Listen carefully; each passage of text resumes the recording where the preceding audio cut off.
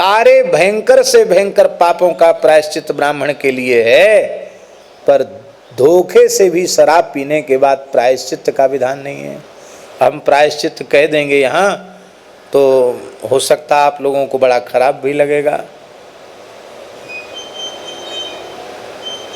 आप करना नहीं, प्रायश्चित करना चाहते हो तो कलि संतरण उपनिषद के अनुसार 3.5 करोड़ महामंत्र का जप कर लेना और द्वारा भूल न बने, ये तो ठीक है। पर शास्त्रीय प्रायश्चित तो ऐसा है कि ब्राह्मण को पता चल जाए कि मुझे धोखे से भी शराब पिला दिया गया है, तो वह सब कुछ त्याग करके प्रयाग चला जाए और त्रिवेणी संगम में खौलते हुए तप्त घृत को पीकर के अपने प्राणों का परित्याग कर दे, तो उसको नरक नहीं जाना पड़ेगा, नहीं तो अयह पान नाम के नरक में जाना पड़ेगा। ब्राह्मण से बड़ा पाप बने उसका प्रायश्चित है, पर शराब पीने के बाद फिर प्रायश्चित नहीं।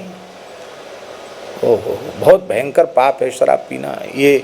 और अब तो फैशन जैसा बनता चला जा रहा है, हैं? आप लोग अन्यथा नहीं मानना, मधुकरिया संत अच्छे हैं, मधुकरी करनी चाहिए, ब्रज में परंपरा से मधुकरी होती है। पर अब एक बड़ी समस्या आ गई है, ऐसे परिवार कठिनाई से मिलेंगे जिनके घर में अशुद्ध चीज नहीं आती। तो जिसके घर का एक व्यक्ति भी मद्यपान करता है उसके घर का अन्न खाने के योग्य नहीं है, शास्त्र निषिद्ध है। प्राय घरों में हमें तो भैया गामन के ब्रजवासी सुना, बाबा कहा बता में पहले कबू कबार दाऊ जी की ठंडाई घुट जाती और अब तो बोले बोतल खुलबो शुरू हो गई है। एक जमुनापल्ली पार को ब्रजवासी बोलो, अब तो निवृत्त हो गए बेचारे मास्टर साहब ब्राह्मण देवता, बोले बाबा एक बात बताए।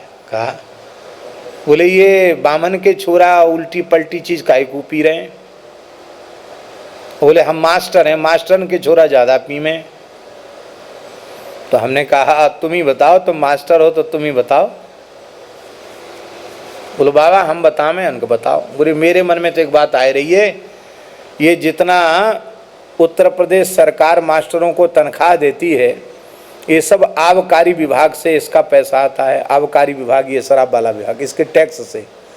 तो बोले इस टैक्स से पैसा आता है और वो पैसा तनख्वाह के रूप में दिया जाता है, और हम लोग ठीक से ईमानदारी से पढ़ाते तो हैं नहीं, तो शराब बेचने का पैसा घर में आ रहा है, उसी से बच्चे शराब पी रहे हैं। जमुनापल्ली पार के ब्रजवासी ब्राह्मण ने बताई बात।